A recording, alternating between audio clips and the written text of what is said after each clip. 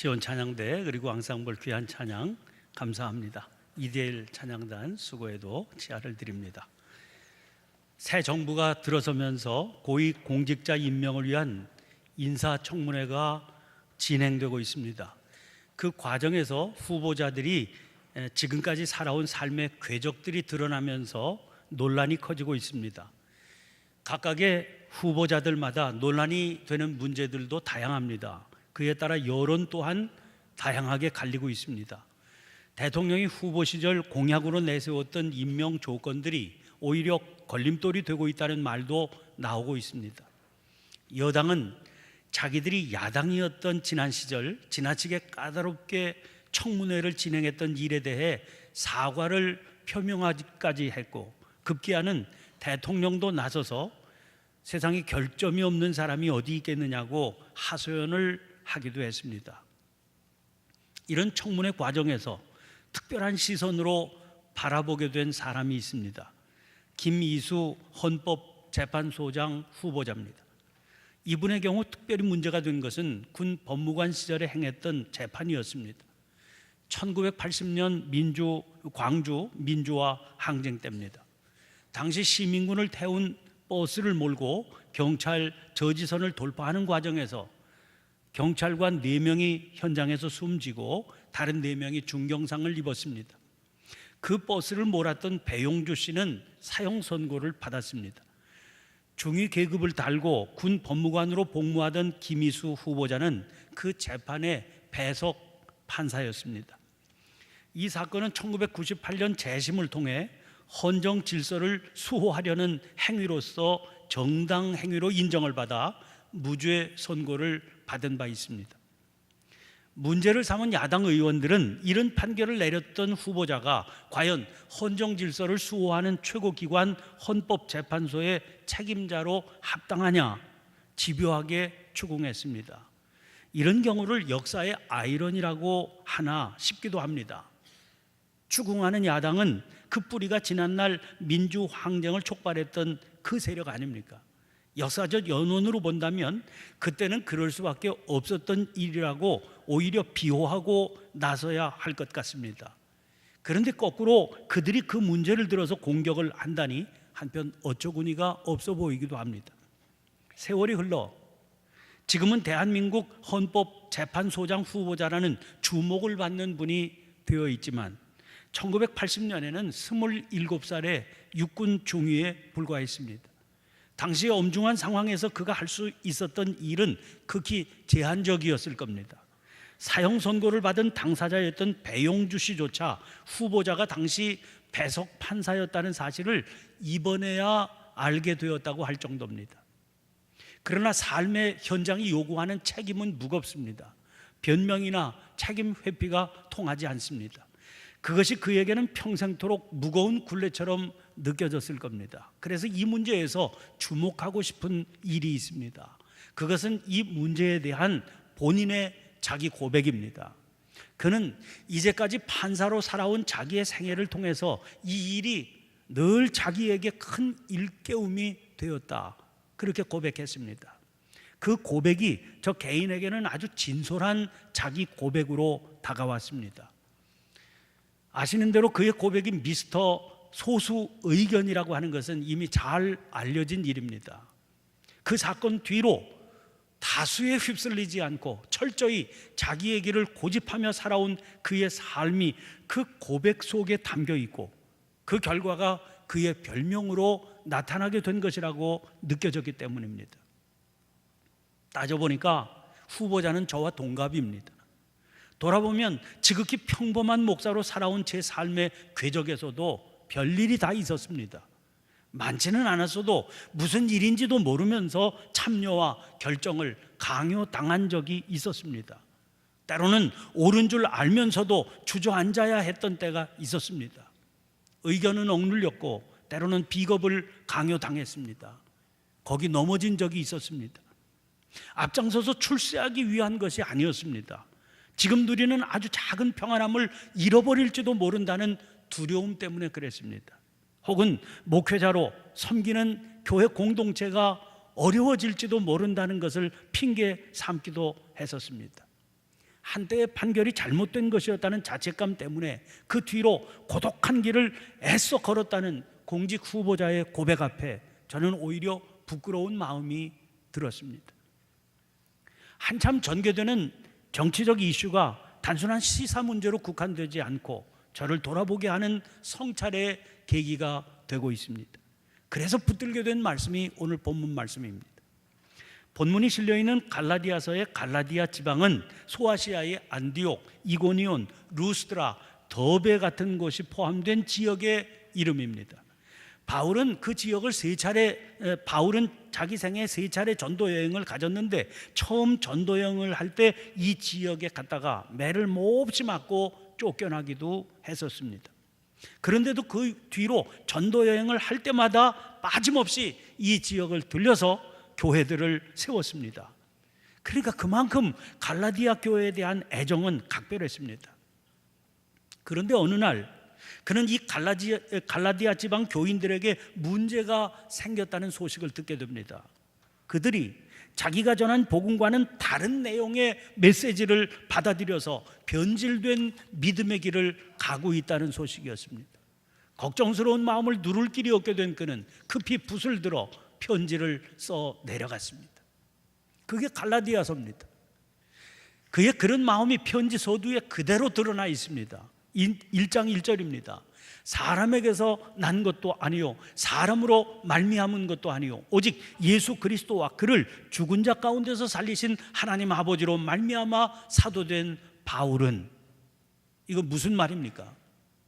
자기의 사도 임명장은 사람에게서 받은 것이 아니라고 했습니다.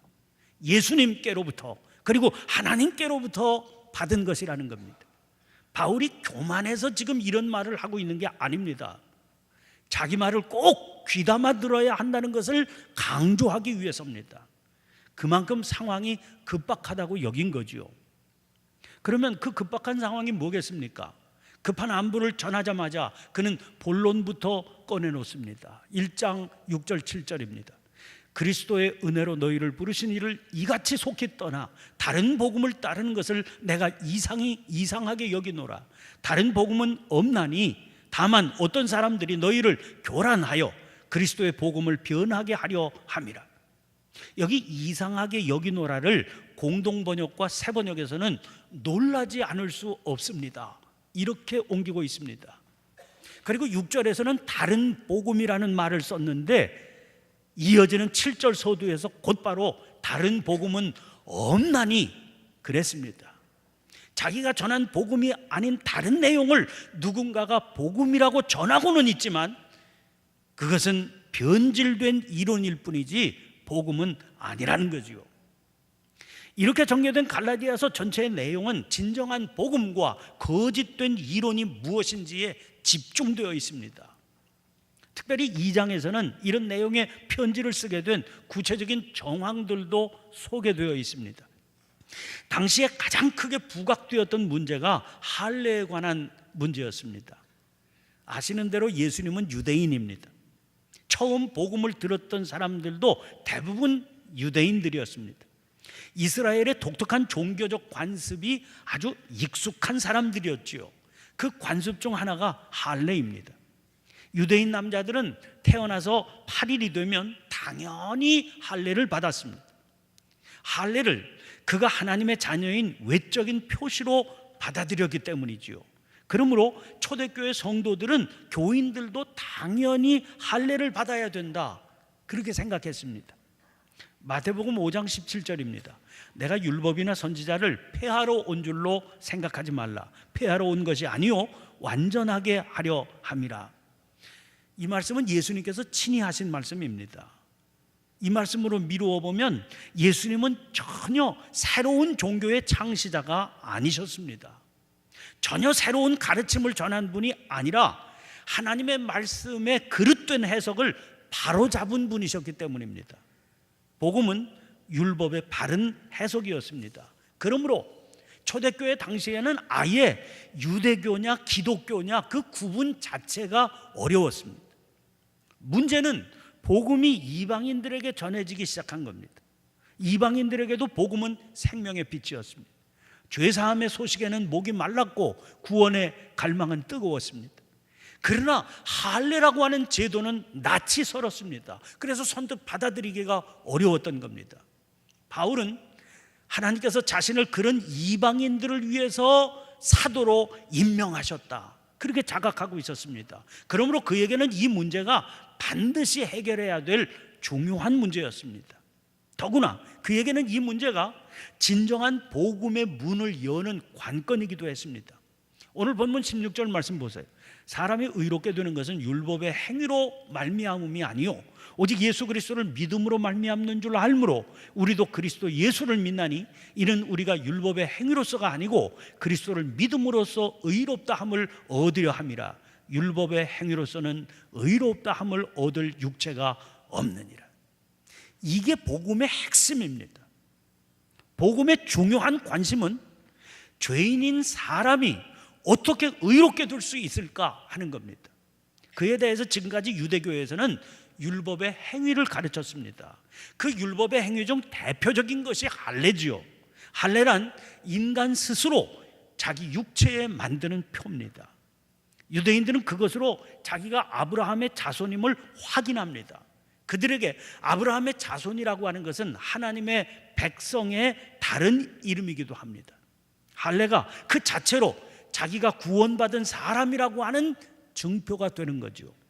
할례와 함께 그들에게 부과된 것은 여러 계명들입니다. 그 계명들을 그대로 지키는 것으로 구원의 백성인 것을 확인하게 됩니다. 한마디로 구원은 인간 자신의 스스로의 힘으로 쌓아가는 것이고 획득하는 것입니다. 그러나 바울은 인간이 아무리 애를 쓰고 노력을 한다 해도 자기의 행위를 가지고는 구원을 얻을 수 없다, 그렇게 선언했습니다. 그게 16절 내용인 겁니다. 다시 보세요. 사람이 의롭게 되는 것은 율법의 행위로 말미암음이 아니요 오직 예수 그리스도를 믿음으로 말미암는 줄 알므로 우리도 그리스도 예수를 믿나니 이는 우리가 율법의 행위로서가 아니고 그리스도를 믿음으로써 의롭다 함을 얻으려 함이라. 율법의 행위로서는 의롭다 함을 얻을 육체가 없느니라. 자, 그런데 여기에 맞서서 율법의 행위가 중요하다 강조하는 이들은 그들 나름대로의 주장이 있게 마련이지요. 그 주장이 17절에 실려 있습니다. 만일 우리가 그리스도 안에서 의롭게 되려 하다가 죄인으로 드러나면 그리스도께서 죄를 짓게 하는 자냐? 결코 그럴 수 없느니라. 유진 피터슨이 메시지라고 하는 책을 통해서 이 부분을 이렇게 번역해 놓았습니다. 혹시 우리가 아직 완전한 사람이 아니라는 것을 눈치챘습니까? 그리 놀랄 일도 아닙니다.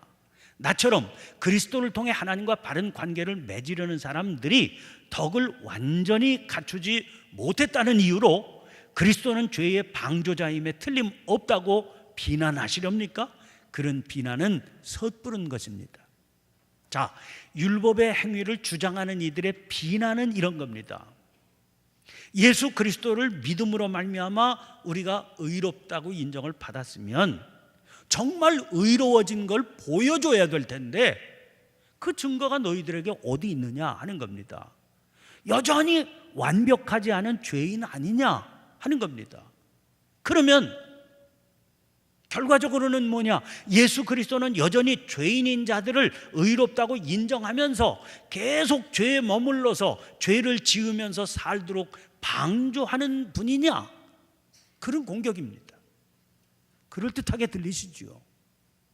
그에 대한 바울의 대답이 있습니다. 들어보세요. 오늘 본문 19절입니다. 내가 율법으로 말미암아 율법에 대하여 죽었나니 이는 하나님에 대하여 살려 함이라. 이 구절도 유진 피터슨의 번역으로 보겠습니다. 실제로 일어난 일을 말하자면 이렇습니다. 나는 율법을 지키려고 애쓰고 하나님을 기쁘시게 해드리려고 고심했지만 뜻대로 되지 않았습니다. 그래서 나는 율법의 사람이 되기를 포기했습니다. 그것은 하나님의 사람이 되기 위해서입니다. 그리스도의 삶이 내게 방법을 일러 주었고 그렇게 살도록 해주었습니다. 이것은 사실은 바울 자신의 간증이기도 합니다. 예수 그리스도를 만나기 전에 바울은 율법을 지키겠다고 누구보다도 애쓰고 고심했던 사람이었습니다. 그래서 율법을 지키는 일이라면 누구보다도 훌륭하게 살았다, 자부하고 자신 있게 말할 수 있었던 그런 사람이었습니다. 그러나 그의 노력은 실패하고 말았습니다. 왜요? 뜻대로 되지 않았거든요. 애당초 알고 보니까 그건 불가능한 일이었다는 겁니다. 그에게 찾아오신 주님께서 그에게 그 사실을 깨닫게 해주셨습니다. 한번 그의 고백 들어보세요. 예수님을 만나 진리를 깨닫게 된 것이 그에게 얼마나 강력한 체험이었는지 사도행전에서 무려 3번이나 그 간증이 실려 있습니다. 사도행전 9장, 22장 그리고 26장입니다. 그 고백의 내용은 이렇습니다. 자기는 자기가 해야 할 일이 나사렛 예수를 대적하는 일이라고 굳게 믿었다는 겁니다. 그래서 이 일에 할 수 있는 자기의 모든 최선을 다했다는 겁니다. 그 일을 위해서 다메섹을 향해 가다가 뜻밖의 주님을 만나게 되었다는 겁니다. 그에게 찾아오신 주님은 그의 정체를 깨닫게 해주셨습니다. 사도행전 26장 14절에 그에게 찾아오신 주님께서 그에게 해주신 말씀이 실려 있습니다. 이런 말씀입니다. 내가 소리를 들으니 히브리 말로 사울아 사울아 내가 어찌하여 나를 박해하느냐, 가시채를 뒷발질하기가 내게 고생이니라. 이 구절을 새 번역으로 보면 이렇게 되어 있습니다. 그때 히브리 말로 나에게 사울아 사울아 너는 어찌하여 나를 핍박하느냐, 가시돋친 채찍을 발길로 차면 너만 아플 뿐이다 하고 말하는 음성을 들었습니다. 주님께서는 지금까지 자기 나름대로 열심히 달려온 그의 삶을 정리해 주시는데 그게 가시돋친 채찍을 발길로 차는 삶이라 그렇게 말씀하신 겁니다. 열심히 해봐야 자기만 아플 뿐이지 어리석고 미련한 삶이라는 겁니다. 오늘 본문 말씀은 그 만남의 결과로 나타난 고백입니다. 나는 율법을 지키려고 애쓰고 하나님을 기쁘시게 해드리려고 고심했지만 뜻대로 되지 않았습니다. 그래서 나는 율법의 사람이 되기를 포기했습니다. 자, 그런데 거기까지는 알겠다고 쳐도 그렇다면 율법의 행위를 주장하는 이들의 반론에는 뭐라고 대답해야 되는 겁니까? 아니, 예수 그리스도를 믿어서 의롭다고 인정을 받았지만 실제로는 완전한 자로 사는 것도 아니고 의로운 존재가 된 것도 아니지 않습니까? 이제 믿음이 위험한 차원에 들어서는 지점이 여기에서부터 시작이 됩니다. 바로 오직 믿음, 오직 은혜에 대한 오해를 하면 위험하게 된다는 겁니다. 사람들이 이렇게 받아들일 수 있는 겁니다. 자, 이제 우리로서는 의롭게 산다는 것이 불가능한 일이다 하는 게 자명해졌지요. 그러니 포기할 수밖에 없지 않습니까? 우리를 의롭다고 인정해 주시는 주님의 은혜를 믿는 것만 필요할 뿐입니다. 그렇게 다른 건 의미가 없지요. 행위는 여전히 불의로 가득하지만 그것은 하나님께서 친히 처리해 주실 일입니다. 오직 모든 것을 은혜로운 주님께 맡깁니다. 근데 이걸 잘못 해석하면 그 결과로 이런 일이 벌어집니다. 예를 들어 누가 보더라도 심각한 불의를 저지른 목사가 있습니다. 이 사람이 공공연하게 이렇게 말하는 겁니다. 아니, 털어서 먼지 안 나는 사람이 누가 있습니까? 그런데 누가 누구를 정죄한다는 말입니까? 나는 하나님 앞에서 다 털어놨습니다. 하나님께서는 이미 내 죄를 다 용서해 주신다고 선언해 주셨습니다. 나는 그 사실 굳게 믿어요. 그런데 왜 내가 하나님께서 처리해 주신 옛 삶 때문에 그늘 속에서 살아가야 되는 겁니까? 사람들이 들으면 답답하지 않겠습니까? 이런 경우도 있나 싶지 않겠습니까? 이런 자가당착적인 모순 때문에 교회가 세상의 지탄을 받게 되는 겁니다. 그러므로 이 모순에 빠지지 않고 살아가야 하는 게 우리 믿음의 숙제가 되는 겁니다. 한 공직 후보자가 인사청문회에서 자기 삶에 대해서 쏟아놓는 진솔한 자기 고백에서 우리들이 이 숙제를 어떻게 해결할지에 대한 빛을 얻게 됩니다. 그가 말합니다. 젊은 시절 어쩔 수 없는 자기 한계로 인해서 짊어지게 된 부담이 있고 그 부담을 평생 가슴에 안고 살았다고 했습니다. 그 부담이 판사로 살아온 자기 생애의 순간순간을 어떻게 살아야 하는지 그때마다 가르쳐 주었다는 겁니다. 만약에 그에게 그 일로 인한 깨달음이 없었다면 어땠겠습니까? 아마 자기의 의로움을 한껏 확신하며 살았을지 모릅니다. 판사로서 사람을 판단하고 정죄하는 일상을 아무런 고뇌도 없이 거리낌 없이 처리하며 살았을 수 있습니다. 시류를 따라서 살면서도 자기를 정당화하며 살았을지 모를 일. 그러나 그는 그럴 수 없게 되고 말았습니다. 그렇게 살 수는 없는 존재가 되고 말았던 겁니다. 저는 그분의 고백에서 오늘 본문 20절 말씀을 듣습니다. 내가 그리스도와 함께 십자가에 못 박혔나니 그런즉 이제는 내가 사는 것이 아니요 오직 내 안에 그리스도께서 사시는 것이라. 이제 내가 육체 가운데 사는 것은 나를 사랑하사 나를 위하여 자기 자신을 버리신 하나님의 아들을 믿는 믿음 안에서 사는 것이라. 도대체 그리스도와 함께 십자가에 못 박혔다는 것이 무슨 말입니까? 오직 내 안에 그리스도께서 사시는 것이란 또 무슨 말입니까? 하나님의 아들을 믿는 믿음 안에서 사는 것이란 또 무슨 말입니까? 진정한 믿음의 사람이라면 잊을 수 없고 잊어서도 안 되는 게 있습니다. 자기는 전에 죄의 종노릇하던 존재였다는 사실입니다. 그런 자기가 오늘은 하나님의 자녀로 살아가게 된 것이 현실입니다. 그것은 자기의 노력이나 행위, 즉 자기의 공로 때문이 아닙니다. 주님의 은혜 때문입니다. 그런데 왜 그 사실을 붙들고 살아가야 되는 겁니까? 그 사실이 오늘 내가 어떻게 살아야 되는지를 결정지어 주어야 되기 때문입니다. 그런 우리에게는 이미 자기의 뜻, 자기의 욕망, 가야 할 자기의 길은 의미가 없어진 겁니다. 주님이 가라 하시는 그 길이 바라는 뜻이 되어야 되고 자기가 가야 할 길이 되어야 되기 때문입니다. 주님 원하시는 그것이 곧 나의 원하는 바가 되어야 됩니다. 다른 길이 어디에 있을 수 있겠습니까? 주님의 뜻, 주님께서 가라 하시는 그 길을 알려고 하는 갈망 때문에 그에게는 하나님의 말씀이 중요해졌습니다. 요한복음 15장 3절 4절입니다. 너희는 내가 일러준 말로 이미 깨끗하여졌으니 내 안에 거하라. 나도 너희 안에 거하리라. 가지가 포도나무에 붙어있지 아니하면 스스로 열매를 맺을 수 없음같이 너희도 내 안에 있지 아니하면 그러하리라. 그러니 어떻게 그에게 하나님의 말씀이 중요하지 않겠습니까? 그런 이들에게는 믿음의 공동체인 교회가 중요하게 여겨지게 되어 있습니다. 히브리서 10장 24절 25절입니다. 서로 돌아보아 사랑과 선행을 격려하며 모이기를 피하는 어떤 사람들의 습관과 같이 하지 말고 오직 권하여 그날이 가까움을 볼수록 더욱 그리하자. 이런 공동체의 격려와 권면이 없으면 자기는 망할 수밖에 없다, 이런 깨달음이 있으니 어떻게 교회 공동체가 그에게 목이 마르지 않겠습니까?